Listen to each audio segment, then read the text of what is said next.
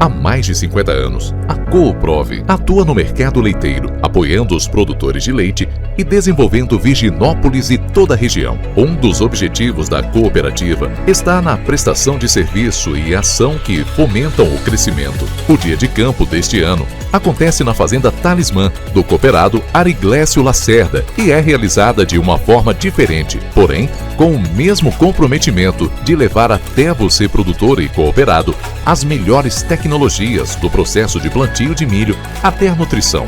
Aprecie cada palestra e não deixe de interagir no nosso grupo de WhatsApp. Agradecemos o cooperado Ariglécio, sua família e todos os parceiros que empenharam para a realização do Dia de Campo 2021.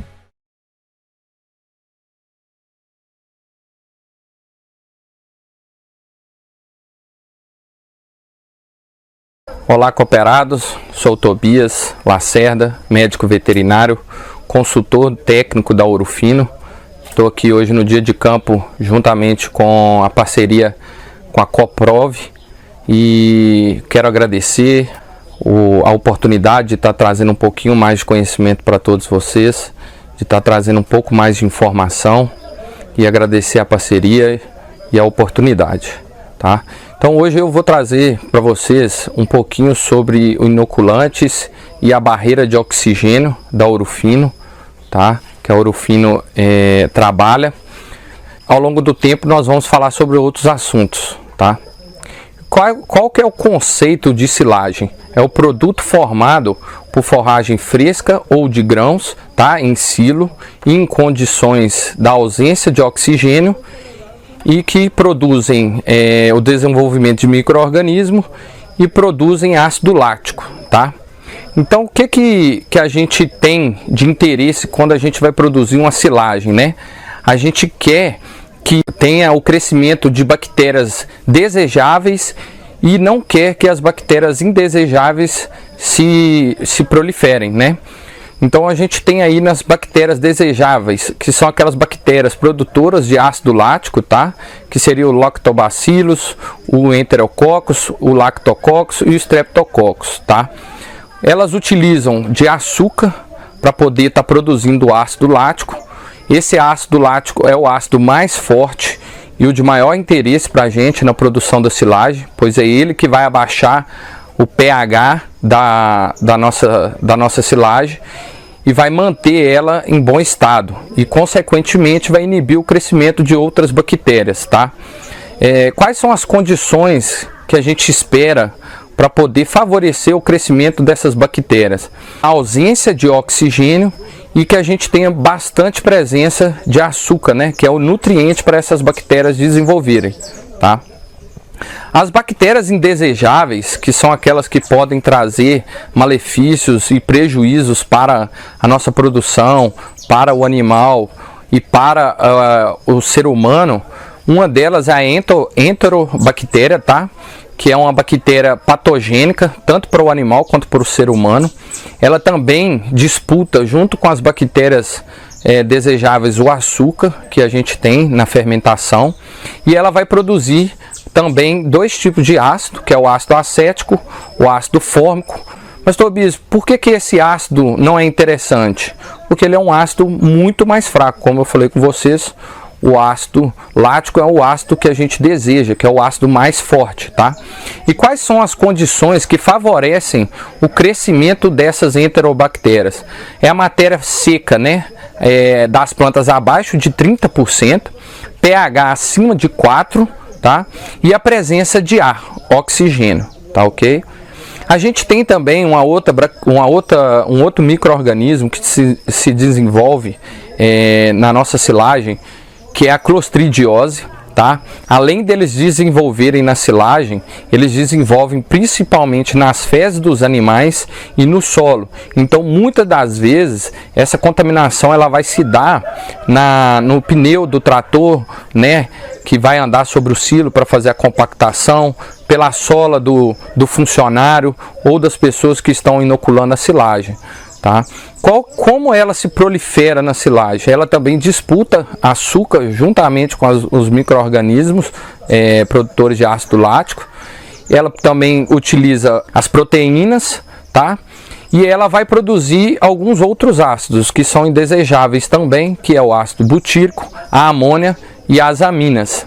Nas aminas a gente tem a prutecina e a cadaverina, tá? Que são aquelas que vão dar um cheiro, né, de podre, e a outra de cadáver. Isso é um sinal característico da clostridiose e isso vai indicar para a gente que o nosso silo está estragado. Quais são as condições que favorecem o crescimento do micro-organismo Clostridium? pH acima de 4, que é um pH muito alto, e a ausência de ar, ou seja, essa é uma bactéria que ela vai desenvolver no início da fermentação. Por isso que a gente tem que utiliza hoje métodos que nós vamos falar mais para frente, que vão inibir o crescimento desse micro-organismo. Outra micro-organismo que a gente tem que é um indesejável na nossa silagem são as leveduras, tá? Essas leveduras elas crescem durante a fermentação, tá? Da estocagem e também na hora de desabastecer o silo, ou seja, quando o produtor abre o silo e a gente tem a presença de oxigênio, essa bactéria ela começa a proliferar, a crescer e ela começa a dar espaço para outro tipo de bactéria, também, né, outro tipo de micro-organismos, que seriam os fungos, que nós já vamos falar, tá? Elas também se utilizam de ácido lático e açúcar, tá? E ela vai produzir um etanol, que é aquela bem característica que a gente vê, por exemplo, na durante a produção de silagem de cana de açúcar, né? Como a levedura pós-abertura ela utiliza muito açúcar, a cana de açúcar tem muito açúcar, ela produz bastante etanol, tá? Quais são as condições que favorecem as leveduras, o crescimento das leveduras? São os açúcares disponíveis e a ausência e a presença de ar. Após essa proliferação das leveduras, com essa fermentação e tudo, as leveduras elas abrem espaço para os fungos, né, e os mofos, né, que são os famosos mofos que a gente vê em cima da silagem, no canto, no meio, e eles crescem principalmente durante a utilização da silagem, tá? Então ele vai ser ali na hora do desabastecimento também. Ele se utiliza dos açúcares e de outros nutrientes e eles produzem toxinas, né, que são as micotoxinas que fazem mal aos nossos animais e atrapalham consequentemente a nossa produção. Quais são as condições que vão favorecer o crescimento dos fungos? É a presença de ar, de oxigênio, nutrientes disponíveis e o pH também acima de 4. Uma das estratégias então que a gente utiliza para poder estar combatendo e amenizando essas perdas é a utilização de estimuladores de fermentação. Uma deles são inoculantes bacterianos que vão competir com alguns micro-organismos e vão abaixar e aumentar a produção de ácido lático e abaixando o pH, o que também vai favorecer a uma melhor produção, uma melhor fermentação da nossa silagem e vai diminuir a proliferação daqueles micro-organismos indesejáveis. Então, a gente tem aqui algumas razões do porquê que a gente tem as falhas, né, na utilização do inoculante. Uma das falhas que a gente comete é a utilização, por exemplo, de água com cloro, com presença de cloro. A gente não deve utilizar. A gente utilizar água quente, então é aconselhável após a mistura do produto a gente deixar os reservatórios sobre sombra e água fresca. A concentração de bactérias no momento da inoculação, então isso depende muito do produto que a gente está utilizando. Quanto maior taxa de inoculação, melhor a silagem, melhor a inoculação dessa silagem. Tá? E o tempo que a gente demora para estar utilizando esse inoculante, a gente prioriza uma utilização de até 48 horas. Após esse período não se deve utilizar mais, tá? Outro detalhe é sempre procurar fazer uma distribuição uniforme durante a aplicação do inoculante. Nós vamos mostrar para vocês e falar a cada 4 toneladas, a cada 5 toneladas ou a cada 2 toneladas, fazendo a medida correta para que a gente tenha maior inoculação por tonelada. Tá, pessoal? Então eu vou mostrar para vocês agora uma tabela que a gente tem os diferenciais do Silosolve MC e do Silosolve AS, que são dois produtos que nós da Ourofino trabalhamos aqui no campo. A gente no Silosolve MC, a gente tem 3 cepas, tá? E no Silosolve AS a gente também tem as 3 cepas. Qual que é a forma de utilização, para que cada tipo de inoculante a gente tem? O Silosolve MC a gente usa em cultivos com alta umidade, com risco de fermentação por clostridiose. E o Silosolve AS a gente já vai usar naquelas silagens com alto teor de açúcar, baixa proteína e baixa umidade, tá?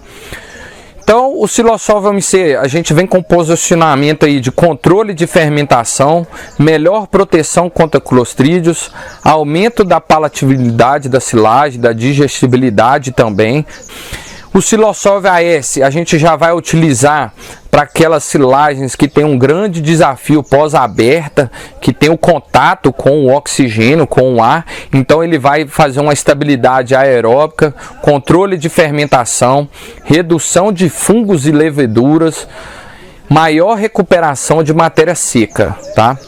A dosagem, a forma de trabalho é 2 gramas por tonelada dos dois produtos. A taxa de inoculação é 150 mil unidades formadoras de colônia por grama, também nos dois produtos, uma das mais altas do mercado, o que garante maior inoculação por matéria na nossa silagem.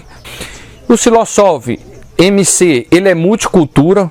A gente pode trabalhar com ele no milho, no sorgo, no capim, na cana de açúcar, especialmente aquelas que são difíceis de ensilar, como o capim, que tem baixo teor de matéria seca, tá?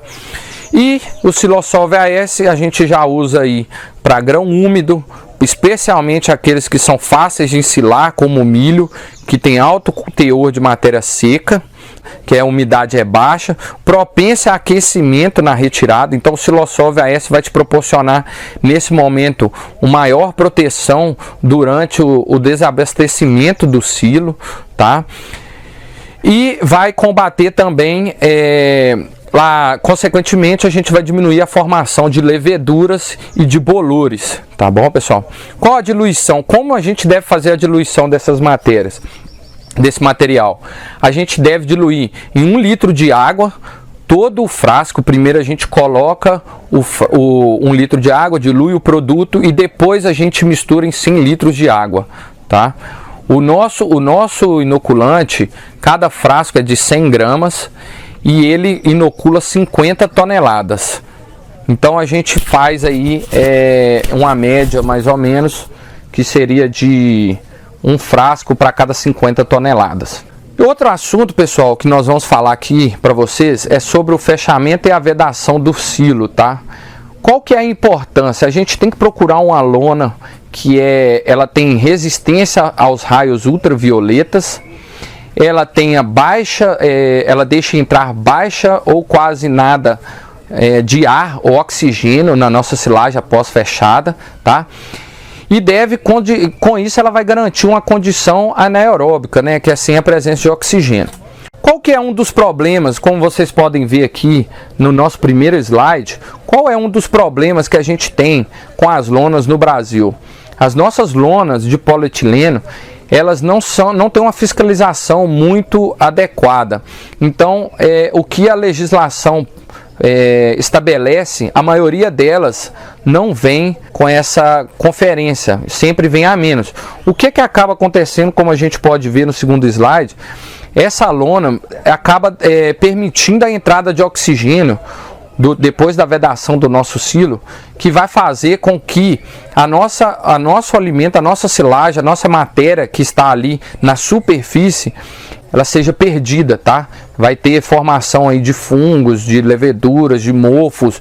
Então a gente vai ter que acabar descartando essa superfície, tá? Então aí a Ourofino a gente traz para vocês, como vocês podem ver no último slide nosso aqui, a gente traz para vocês a nossa barreira de oxigênio, que é o Silagicil. Essa barreira de oxigênio ela é colocada após a finalização, né? Todos os processos foram feitos adequados, desde a plantação, a colheita, a picagem, a inoculação, a compactação. E aí a gente está preparando para fechar o silo, a gente coloca essa barreira de oxigênio e depois coloca a lona por cima. Essa barreira de oxigênio ela vai impedir 100% da entrada de oxigênio e vai manter a nossa silagem por muito mais tempo de boa qualidade. E aqui eu trouxe para vocês também mais uma demonstração. Vocês podem ver no primeiro slide um experimento realizado por uma universidade de uma silagem que não foi utilizada a barreira de oxigênio.